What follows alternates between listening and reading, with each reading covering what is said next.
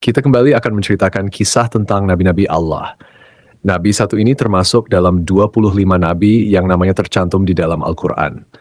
Kisahnya sangat menarik untuk disimak, karena setan, bahkan sampai iblis turun tangan, pun tak sanggup untuk menggoda manusia pilihan Allah Subhanahu wa Ta'ala ini. Ditambah lagi, nabi ini seringkali dikait-kaitkan dengan tokoh Buddha. Banyak yang beranggapan bahwa beliau adalah sosok Siddhartha Gautama yang menjadi pendiri dari agama Buddha. Untuk itu, di video kali ini, kita akan membahas tentang kisah Nabi Allah Zulkifli alaihi salam. Assalamualaikum warahmatullahi wabarakatuh, Sobat Beriman yang dimuliakan Allah. Alangkah lebih baik jika sahabat sekalian bantu channel ini terus berkembang dengan cara like, komen, dan subscribe. Semoga kita selalu dalam keadaan sehat, walafiat, dipanjangkan rezekinya, dan dimudahkan urusannya. Amin ya Rabbal Alamin. Nama Nabi Zulkifli disebutkan hanya 2 kali di dalam Al-Quran, yaitu di dalam surat Syad ayat ke-48, dan ingatlah akan Ismail, Ilyasa, dan Zulkifli. Semuanya termasuk orang-orang yang paling baik. Kemudian di surat Al-Anbiya ayat ke-85, dan ingatlah kisah Ismail, Idris, dan Zulkifli. Semuanya mereka termasuk orang-orang yang sabar. Meskipun Zulkifli tidak disebutkan secara tegas dalam Al-Quran bahwa beliau adalah seorang nabi, karena di kedua ayat tersebut nama Zulkifli disebutkan dengan pujian bersamaan dengan para nabi lainnya, maka para ulama dan sejarawan menyimpulkan bahwa Zulkifli juga seorang nabi. Menurut pendapat dari Imam Ibnu Katsir di dalam kitab tafsir Al-Quran Al-Azim, beliau menegaskan bahwa Zulkifli adalah seorang nabi utusan Allah Subhanahu wa Ta'ala. Alasan beliau, tidak ada seorang pun yang namanya disebut dalam deretan nama nabi-nabi kecuali dia adalah seorang nabi. Akan tetapi, teman-teman, ada pula beberapa ulama yang menyebutkan bahwa Zulkifli bukanlah seorang nabi. Akan tetapi, beliau hanyalah seorang yang saleh dan adil. Di antara sekian banyak ulama yang berpendapat demikian adalah Imam Ibnu Jarir At-Tabari. Teman-teman, Zulkifli bukanlah nama sebenarnya. Itu adalah sebuah julukan atau nama kehormatan yang diberikan untuk seseorang. Di dalam kitab Ibnu Katsir, nama asli dari Zulkifli adalah Bashar atau Bashar. Disebutkan juga di sana bahwa Nabi Zulkifli adalah putra dari Nabi Ayub alaihi salam. Jadi, nasab beliau adalah Bashar bin Ayub. Nasab lengkapnya adalah Bashar bin Ayub bin Amus bin Tawaf bin Rum bin Aish bin Ishak bin Him al-Khalil. Beliau hidup sekitar abad ke-16 sampai abad ke-15 sebelum Masehi dan diutus Allah Subhanahu wa Ta'ala kepada suatu kaum yang bernama Arami atau Amori. Kaum ini adalah bangsa Romawi kuno yang tinggal di wilayah sekitar Damaskus, Suriah, dan Yordania. Di sanalah Nabi Zulkifli melanjutkan gas kenabiannya dari ayahnya, yaitu Nabi Ayub. Ini adalah pendapat dari Imam Ibnu Katsir. Namun, para ulama lain ada yang berbeda pendapat tentang kapan masa diutusnya Nabi Zulkifli ini. Kalau menurut Imam Ibnu Jarir At-Tabari, Nabi Zulkifli adalah penerus dari Nabi Ilyasa yang hidup sekitar abad ke-9 Masehi. Namun, antara Imam Ibnu Katsir dan Imam At-Tabari sama-sama menyebutkan bahwa Nabi Zulkifli adalah salah seorang raja di negeri Syam. Kisahnya begini, teman-teman. Ada sebuah negeri di Syam yang dipimpin oleh seorang raja saleh. Raja ini merupakan salah seorang nabi yang diutus Allah Subhanahu wa Ta'ala. Beliau bernama Raja Ilyasa atau Nabi Ilyasa. Ketika itu Nabi Ilyasa sudah sangat tua dan beliau tidak memiliki anak laki-laki sebagai penerusnya. Maka ketika itu Nabi atau Raja Ilyasa mengumpulkan rakyatnya di suatu tempat. Kemudian Nabi Ilyasa berkata, "Wahai kaumku, saat ini aku sudah sangat tua dan tidak memiliki pengganti di kerajaan ini.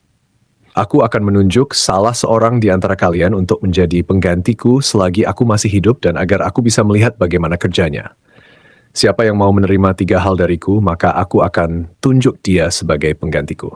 Yang pertama, selalu berpuasa di siang hari. Yang kedua, selalu salat pada malam hari. Dan yang ketiga, dia tidak pernah marah seumur hidupnya. Siapakah dari kalian yang mau?" Tapi rupanya, teman-teman, ketika itu tak ada seorang pun yang tunjuk tangan karena dinilai tugas dari Nabi Ilyasa itu terlalu berat. Makanya, orang-orang dari kaumnya merasa tak sanggup melakukannya. Mereka pun saling tatap-tatapan satu sama lain, berharap salah seorang di antara mereka ada yang tunjuk tangan. Namun ditunggu beberapa lama, tak satu pun orang mau melakukannya ketika itu. Lalu dari barisan belakang ada yang menyahut, "Saya wahai Nabiullah." Suara itu berasal dari seorang laki-laki yang usianya masih sangat muda. Pemuda ini bernama Bashar. Kemudian Nabi Ilyasa berkata, "Wahai anakku, engkau masih sangat muda. tugas ini sangatlah berat untukmu." Nabi Ilyasa pun menolak pemuda ini karena dirasa dia masih sangat muda dan terlihat masih sedikit pengalaman. Keesokan harinya, di tempat yang sama dan dengan orang-orang yang sama, Nabi Ilyasa berseru hal yang sama lagi kepada kaumnya. Tapi tetap saja ketika itu tak ada yang mau menerima tawaran tersebut, kecuali pemuda yang bernama Basyar. Dia kembali mengacungkan tangan dan lagi-lagi Nabi Ilyasa menolaknya dengan alasan yang sama.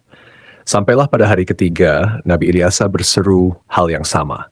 Beliau berharap kali ini bukan hanya Basyar saja yang tunjuk tangan.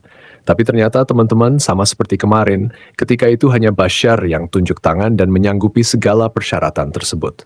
Alasan detail Nabi Ilyasa menolak adalah karena selain dia harus menjadi raja yang menjamin kesejahteraan semua kaumnya, dia juga harus menjadi hakim yang adil, yang bisa berlaku bijaksana dalam memutuskan segala permasalahan kaumnya.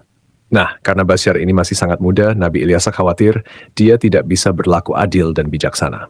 Akhirnya, karena sudah 3 kali tidak ada yang mau, Nabi Ilyasa pun mengangkat Basyar menjadi raja sekaligus hakim. Namun kegiatan yang dilakukan Basyar tetap dipantau oleh Nabi Ilyasa. Basyar pun mulai menjalani puasa di siang hari dan salat atau beribadah sampai larut malam. Sehari-hari dia juga selalu menahan amarahnya. Nabi Ilyasa kagum dengan pemuda ini. Tak disangka-sangka, dia sanggup menjalani semua persyaratan itu. Dia juga luar biasa bijak dalam menyelesaikan segala masalah di dalam kaumnya. Nabi Ilyasa bangga kepada Basyar yang telah menepati janji-janjinya. Karena itu, Basyar diberikan julukan Zulkifli, yang artinya sanggup. Karena kesanggupannya menjalankan semua persyaratan. Ditambah lagi, dia selalu berlaku adil dan bijaksana. Sobat beriman yang dimuliakan Allah, kisah naiknya Zulkifli atau Basyar menjadi raja disampaikan oleh Imam Ibnu Katsir di dalam kitabnya yang berjudul Qisasul Anbiya. Hanya saja nama rajanya berbeda, bukan Nabi Ilyasa, melainkan di sana dituliskan raja itu bernama Yasa. Lain halnya di dalam kitab Ibnu Jarir, beliau menuliskan bahwa raja pada masa itu adalah Nabi Allah Ilyasa. Seiring berjalannya waktu, Nabi Ilyasa pun meninggal dunia. Kini Raja Zulkifli tak ada lagi yang memantau. Sepeninggal Ilyasa, Nabi Zulkifli memimpin negeri Syam dengan sangat baik. Zulkifli sangat mementingkan urusan rakyatnya daripada urusan dirinya dan keluarganya. Beliau memegang teguh janjinya untuk selalu berpuasa di siang hari, beribadah di malam hari, dan tak pernah sekalipun marah. Zulkifli selalu sabar dalam keadaan apapun. Di sisi lain, iblis melihat kesalehan dan kebaikan Nabi Zulkifli dalam memimpin rakyatnya, serta begitu kuatnya dia memegang janji. Maka iblis pun tak tinggal diam. Kemudian iblis mengutus tentaranya, yaitu setan-setan yang sangat kuat, untuk menggoda Zulkifli supaya minimal goyah sedikit keimanannya. Berkali-kali iblis mengutus setan untuk menggoda, berkali-kali pula mereka gagal. Tak ada satupun setan yang berhasil menggoda Nabi Zulkifli ini. Akhirnya, iblis berinisiatif untuk turun tangan langsung menggoda Nabi Zulkifli. Dia pun mulai mencari waktu yang tepat. Teman-teman, di dalam kerajaan Nabi atau Raja Zulkifli ini, setiap harinya beliau sibuk dengan urusan kerajaannya. Setiap hari, jadwal beliau dari pagi sampai siang adalah berangkat ke pengadilan di negeri itu untuk menjadi hakim dan menyelesaikan masalah-masalah rakyatnya. Kemudian persidangan dilanjutkan kembali setelah beliau bangun. Persidangan pun berlangsung hingga sore atau malam hari. Malam harinya, beliau beribadah dan berdoa sampai larut malam. Keesokan paginya, beliau kembali ke persidangan. Begitulah rutinitas yang dilakukan Nabi Zulkifli setiap harinya. Zulkifli benar-benar merupakan figur seorang raja yang memuliakan seluruh rakyatnya. Melihat kesalehan Nabi Zulkifli, iblis pun mencari peluang untuk menggoda beliau. Kali ini, iblis berniat membuat Nabi Zulkifli marah, agar beliau melanggar janjinya kepada Nabi Ilyasa untuk tidak marah sama sekali. Akhirnya, pada suatu hari, iblis datang menemui Nabi Zulkifli dengan menyamar sebagai seorang kakek tua renta dan miskin. Hari itu, Nabi Zulkifli sedang merasa sangat lelah. Ketika jam istirahatnya tiba, beliau segera pulang lebih awal untuk tidur siang. Baru saja beliau hampir terlelap, iblis yang menyamar sebagai kakek tua mengetuk pintu kamarnya. Dari dalam kamar, Nabi Zulkifli bertanya, "Siapa itu?" Iblis menjawab, "Aku orang tua yang teraniaya." Nabi Zulkifli pun bangun dan membukakan pintu. Iblis kemudian mengarang cerita, mengaku bahwa ia mengalami banyak perlakuan semena-mena dari kaumnya. Ia terus bercerita panjang lebar hingga waktu istirahat Nabi Zulkifli habis. Meski kelelahan, Nabi Zulkifli tetap mendengarkan cerita itu dengan sabar. Ketika tiba waktunya untuk kembali ke persidangan, Nabi Zulkifli berkata, "Wahai paman, engkau bisa meneruskan ceritamu nanti. Datanglah ke tempat persidangan sore ini. Aku akan membantu menyelesaikan masalahmu di sana." Nabi Zulkifli pun kembali ke persidangan dan menjalankan tugasnya sebagai hakim. Namun, ketika sore tiba, kakek tua itu tidak kunjung datang. Nabi Zulkifli menunggu hingga malam hari, tetapi kakek tua itu tetap tidak muncul. Beliau pun pulang ke rumah dengan pikiran bahwa mungkin kakek tua itu akan datang esok hari. Keesokan harinya, Nabi Zulkifli seperti biasa duduk di persidangan untuk menyelesaikan permasalahan rakyatnya. Beliau menunggu hingga siang, tetapi kakek tua itu tetap tidak datang. Ketika waktu istirahat tiba, Nabi Zulkifli menutup sementara majelisnya dan pulang untuk tidur siang. Namun, baru saja beliau tertidur, kakek tua yang sama kembali mengetuk pintu. Nabi Zulkifli membuka pintu dan berkata dengan lembut, "Wahai paman, bukankah sudah kukatakan padamu kemarin, datanglah ketika aku di persidangan, aku akan menyelesaikan masalahmu di sana." Namun kakek tua itu kembali mengarang cerita, berbicara panjang lebar, hingga waktu istirahat Nabi Zulkifli habis untuk kedua kalinya. Meski sangat lelah, Nabi Zulkifli tetap sabar. Beliau berkata, "Wahai paman, datanglah ke majelisku sore ini. Aku akan menunggumu di sana untuk menyelesaikan masalahmu." Kakek tua itu pergi dan Nabi Zulkifli kembali ke persidangannya. Karena tak sempat istirahat, beliau tampak sangat lelah dan mengantuk. Ketika sore tiba, Nabi Zulkifli mencari kakek tua itu di tempat persidangan, tetapi kakek tua itu tidak datang lagi. Nabi Zulkifli berdoa kepada Allah Subhanahu wa Ta'ala agar diberikan kesabaran dan keteguhan hati, sehingga beliau tidak marah. Pada hari ketiga, ketika waktu istirahat tiba, Nabi Zulkifli pulang dengan cepat. Hari itu beliau merasa sangat lelah, bahkan lebih lelah dari hari sebelumnya. Sebelum beristirahat, Nabi Zulkifli memberikan pesan kepada para pengawalnya dan seorang anggota keluarganya. Abdullah Yusuf Ali dalam The Holy Quran menyebutkan bahwa kata Kifli adalah bentuk Arab dari Yehezkiel yang berasal dari bahasa Ibrani. Berdasarkan pendapat ini, Zulkifli bukanlah sebuah julukan melainkan nama asli. Terlepas dari kebenaran pendapat ini, para ulama seperti At-Tabari, Ibnu Katsir, Ibnu Ishaq, dan Ibnu Qutaibah sepakat memandang Yehezkiel sebagai Nabi Allah. Ibnu Katsir bahkan mengisahkan Nabi Zulkifli dan Nabi Yehezkiel sebagai dua cerita yang berbeda. Artinya kedua nabi ini dianggap sebagai tokoh yang berbeda. Ada pula perdebatan panjang yang menyebutkan bahwa Zulkifli adalah sosok Buddha Siddhartha Gautama, seorang tokoh yang diyakini sebagai pendiri agama Buddha. Siddhartha Gautama diperkirakan hidup antara abad ke-6 hingga ke-4 sebelum Masehi. Beberapa pendapat menyatakan Buddha adalah Nabi Zulkifli. Ada juga yang menghubungkannya dengan Nabi Idris, dan bahkan ada yang menyebut Buddha adalah Nabi Khidir. Pendapat ini salah satunya didasarkan pada anggapan bahwa kata Kifli adalah bentuk Arab dari kata Kapil, kepenekan dari Kapilawastu, yaitu ibu kota Sakya dan tempat tinggal Siddhartha Gautama sebelum meninggalkan istana.